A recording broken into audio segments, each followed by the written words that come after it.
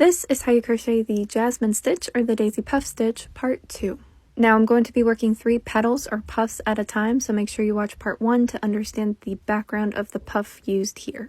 I'm going to pull out my loop, yarn over for my second loop, insert my hook into the center of the single crochet, pull up a loop 3, yarn over 4, pull up a loop 5, yarn over 6, pull up a loop 7, yarn over 8.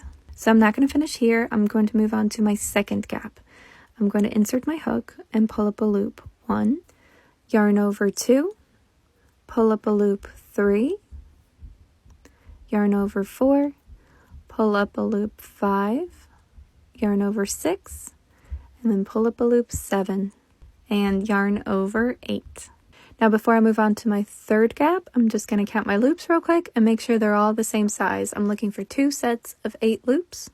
And if you like these kinds of close-ups, be sure to like and follow because I post them every day. So I'm going to insert my hook into the next gap and pull up a loop. Yarn over 2, pull up a loop 3, yarn over 4, pull up a loop 5, yarn over 6, pull up a loop 7.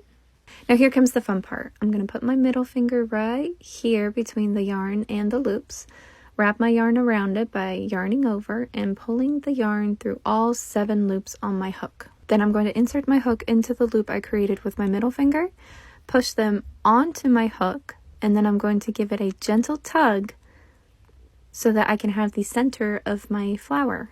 I don't want it to be a big hole, so I'm going to give it a nice tug. Then I'm going to close my stitch with a single crochet and a chain 1. And that's it for part 2. Let me know what you think. I'm putting part 3 in the comments.